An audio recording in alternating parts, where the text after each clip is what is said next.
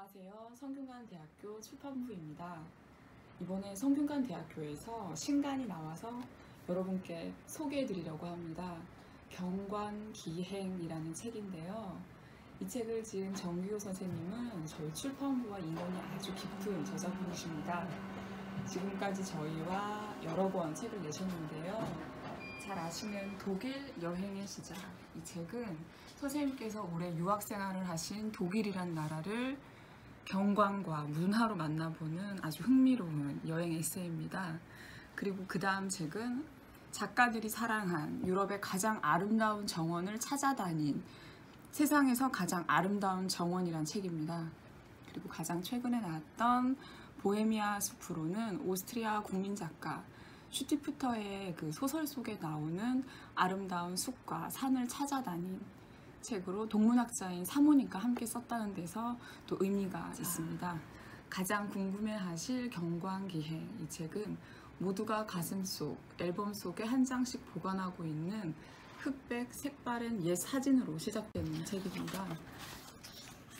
옛 사진으로 시작하는 이 책은 옛 사진 속에 담겼던 그 경관, 그 장소가 현재는 어떻게 변했는지 그 시선과 기억을 찾아가는 기행 에세이입니다.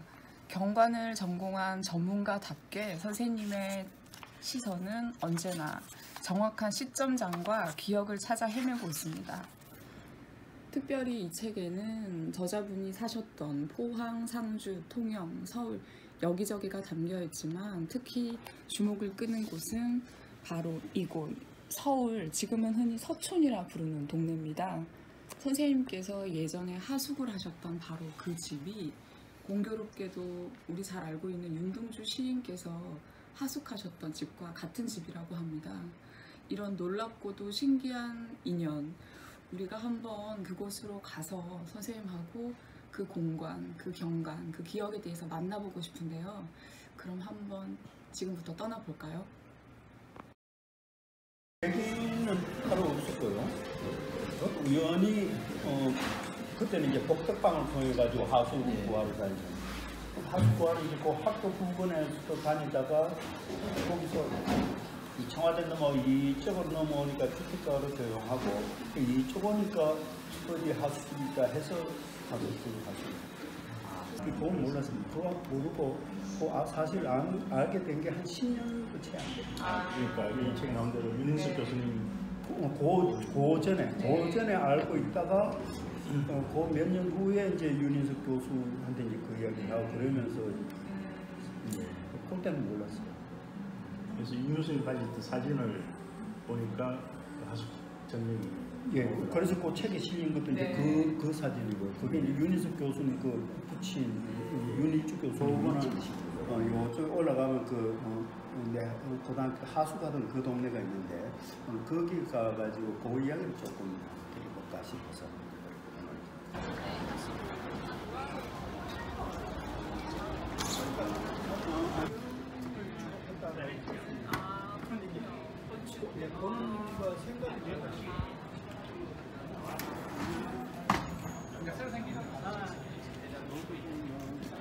그래서 물러가지고 이 짓을 내가 동생하고 했다니까요. 나 수초 이건 기억납니다.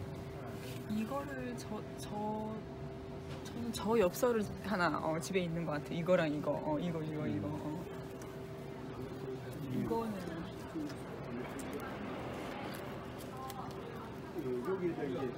그렇죠. 여기에 물을 받은 거죠. 여기 이렇게 나도 동생은 그러면 그 짓을 했어요. 건축가 나왔어요. 그러면 가옥 구조가 원래 저렇게 물이 저장하게끔 돼 있었습니까? 아니면 그래서 뭘 설치하셨나요? 그래서 내가 저기 그 박사학위 그 논문 쓰고 하면서 딱 든 생각이 우리나라 옛날 한옥이 이게 아주 추상적으로 하늘과 땅, 천지 이거를 구현한 거구나. 그럼 뭔가 하면 기단하고 그 중정 그 앞마당 있지 않습니까? 앞마당이 물을 담으면은 그대로 물이 담길 수 있는 구조인 거예요. 그 이야기는 뭔가 하면은 우리나라 전통적으로 그 연못을 방지라고 하죠. 방지가 그 땅을 네모난 걸로 봤고, 그죠? 그래서 그 방지원도 네모난 땅에 그걸 하늘을 상징하는 뭐 섬을 만들고 이게 지방 구조에서도 그거였구나 싶은 생각이 들어요.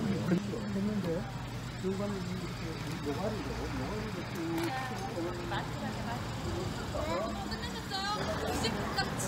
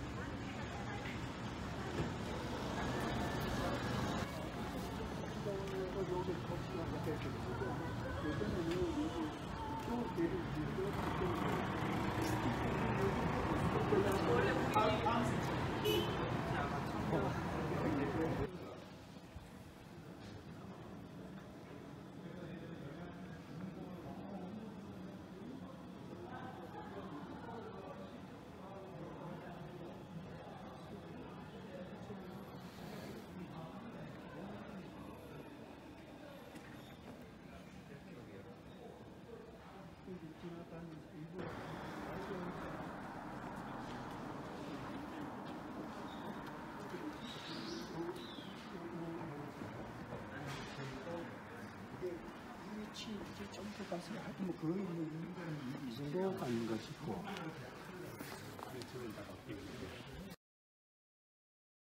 이제 여기가 이제 저기 내가 고등학교 때 이제 그 하숙하던 이제 그 동네인데 그 변해도 너무 많이 변해버렸어요. 변했는데 어쨌든 이제 그때 기억을 조금 한번 되살려 보자면은 지금 대문에 가면 그 여기 대문이라기보다 입구가 여기쯤 있고 양쪽으로 방이 있었습니다. 방이 있었고 문 열고 이제 들어가면은 아니 그 보통 이제 그 북촌 같은 데 있는 한옥 그것처럼 조그만 마당이 있고 옆으로 이제 방들이 쭉 이렇게 디귿자로 쭉 있고요. 나는 그 마당 그 안쪽에 있는 방에 하숙을 했었고 이제 이 딴 방도 이제 그 당시 전부 이제 하숙을 했었습니다. 그리고 지금 여기 요 건너편 정확히 아마 2쯤 되는지 하여튼 여기에 그 저기 세탁소가 하나 있었는데 그게 이제 내가 책에 써놓은 게 이제 그 이야기입니다. 세탁소에서 세탁소 아저씨가 장기를 그렇게 좋아했어요. 장기를 좋아하고 세탁소에 일도 열심히 하셨지만은 주로 어디서 했느냐면 거의 뭐 이런 식으로 턱이 이렇게 돼 있었거든요. 턱이 돼 있으면 여기다가 장기판 놓고 자기 여기 딱 앉고 상대방 여기 앉고 해가지고 이제 내기장기 끄는 거죠. 내기장기 끄면 내 방은 저 안쪽이지만 요 바깥방에 그 저기 재수하던 형들이 하셨어요. 그 형들 방 거기서 창문 열고 내려다 보거나 아니면 여기 나와가지고 이제 여기서 이렇게 구경하는 그랬었거든요. 이제 그게 그 60년대 후반, 67년도에 내가 이 하숙할 때 이제 여기 정경이었어요. 근데 내가 자꾸 내 옛날 살던 동네 이야기를 하고 하는 게 뭔가 하면은 그게 나는 내 기억을 찾아가지고 오게 되지만은 그게 혹시나 다른 사람들이 내가 기억하는 거하고 공유할 수 있거나 공감을 할 수 있다면 그건 상당히 보편해야 되지 않습니까? 근데 내 하숙했던 이야기 귀담아 듣는 사람 누가 있겠어? 우리 식구나 듣겠지. 근데 정말 우연히 여기가 윤동주 시인 하숙집이라는 거죠. 그래서 이제 내가 하숙하던 기억을 윤동주 하숙집의 기억으로 한번 좀 옮겨볼 수가 있을 것인가. 이제 지금 이 사진이 윤동주 시인의 친동생분이 찍으신 사진이고요. 거기 보면은 요 하숙집이 딱 나온단 말이죠. 그럼 여기에 문 열고 들어가면은 이제 앞마당이 있고 요쪽에 요 방에 하숙을 하고 요 방에 하숙을 하고 그 장기 두시던 그 아저씨는 여와가지고 여기서 장기를 뒀단 말이죠. 근데 내가 그 어느 비디오를 이렇게 보니까 윤동주 시인이 하숙하던 방이 요 문간에 있는 이 방이었던 것 같아요. 그러면 내가 하숙하던 기억, 이 동네 기억이 조금 남아있고 또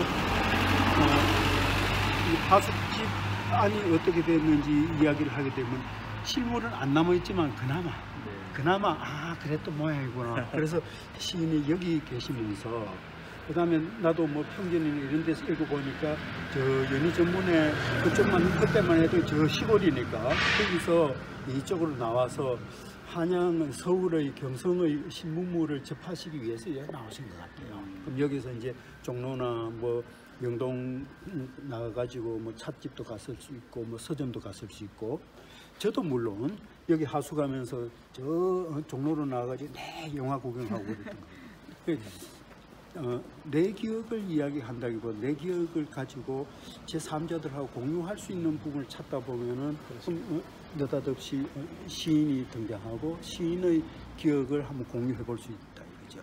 간혹 보면 사람들이 쭉 지나가면서 여기를 알고 오시는 분도 있고 모르고 오시더라도 이걸 뭐 한참 보시고 가는데 장소만 남아있지 그걸 기억할 수 있는 게 없고, 그나마 이 사진이 있어서 아 이랬던 모양이구나 하지만 그것만으로도 좀 부족하단 말이죠. 그죠? 그럼 거기에 내 기억이 혹시나 좀 이렇게 보충이 될 수 있을 것인가, 또는 그 이상 또는 더는 없을 것인가, 그게 앞으로 우리가 조금 고민해 봐야 되는 내용이 아니겠나 싶죠. 하여튼 교수님 여기 하수하실 때는 윤동주 시인의 하수기비랑 모르셨다. 전혀 몰랐습니다. 만약 알았으면 내가 지금 좀 시인 내지는 뭐 시 한 편 정도는 발표했겠죠. 그죠? 몰랐어요. 선생님 근처에 윤동주 문학관이 있다고. 그럼 어쨌든 여기서 굉장히 아쉬웠던 거, 물론 그 윤동주 문학관에도 또 아쉬움이 있긴 합니다만은 여기서 아쉬웠던 부분을 윤동주 문학관에서 그걸 어떻게 좀 보완해 볼 수 있을 것인가. 아마 그 이야기는 저하고 직접 관련된 장소는 아니지만은 좀 이야기할 수 있을 것 같아요. 한번 가보실까요? 네. 가봅시다.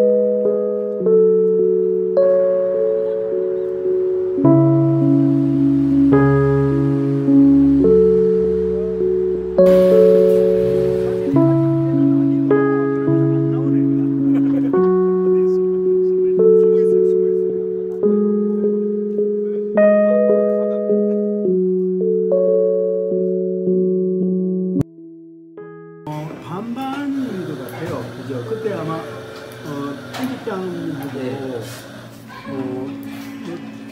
그 전 책 가지고 하다가 뭐 이것저것 이야기 하다가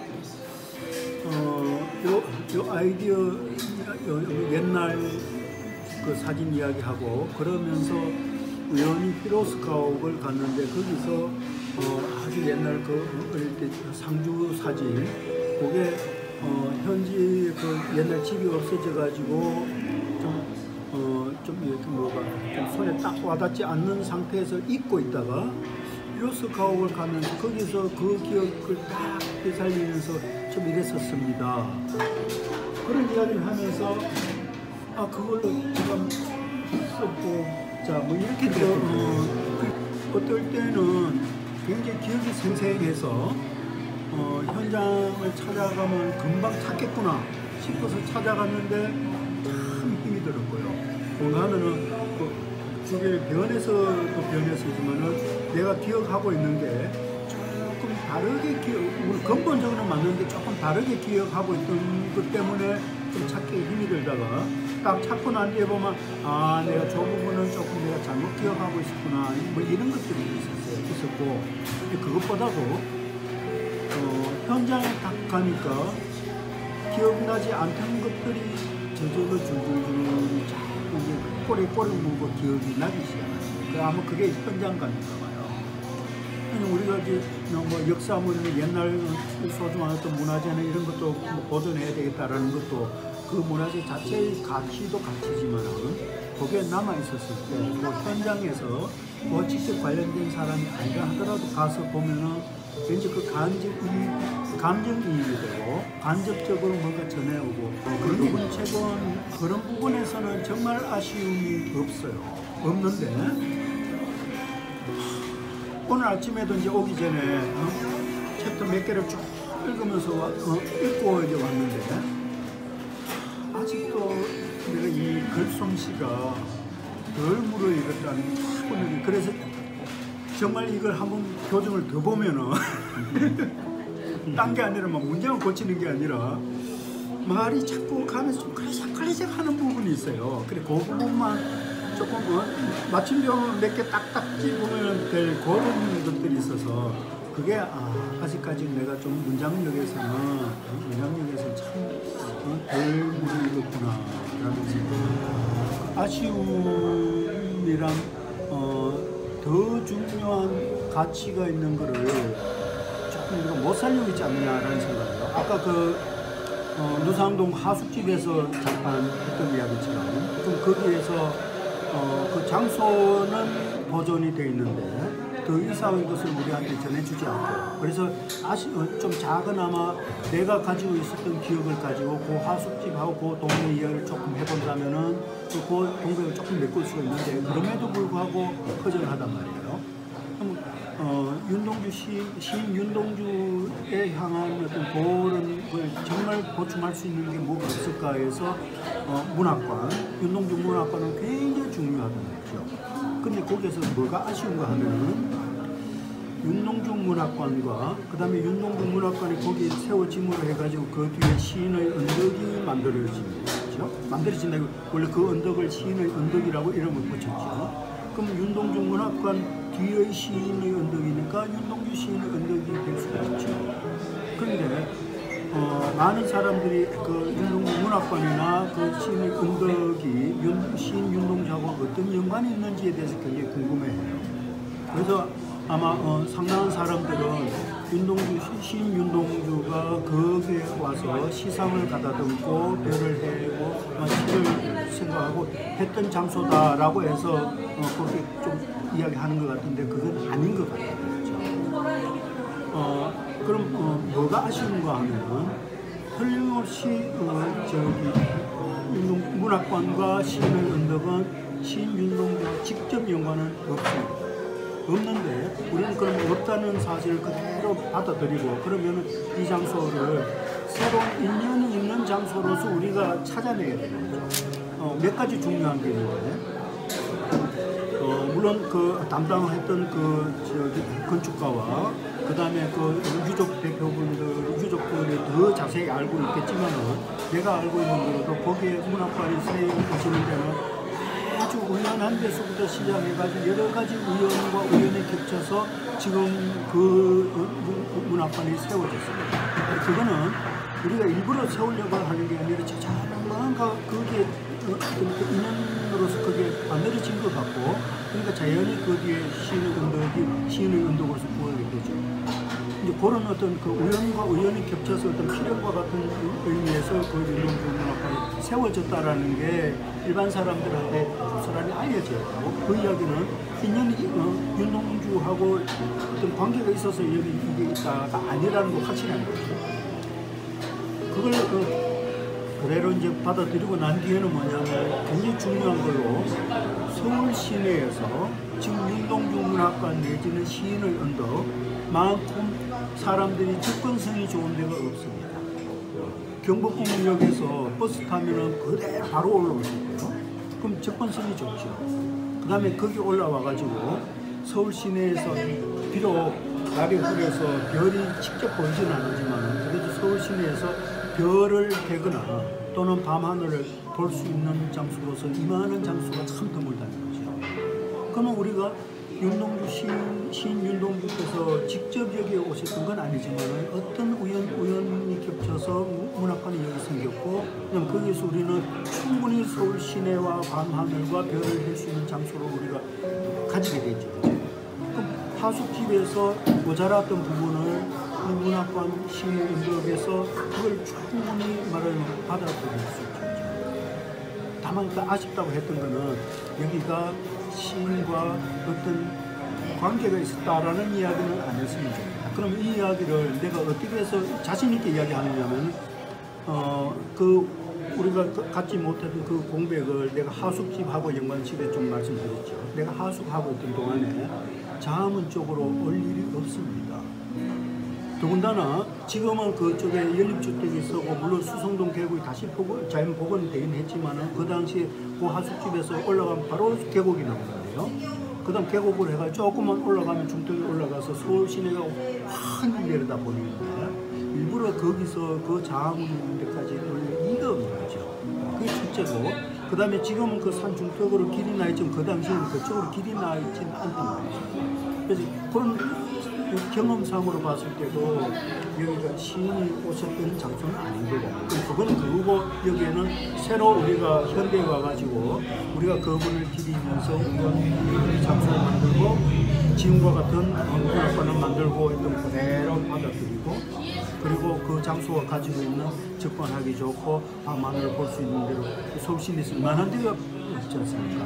그걸 받아들이게 되는 순간 우리는 정말 진정한 시인의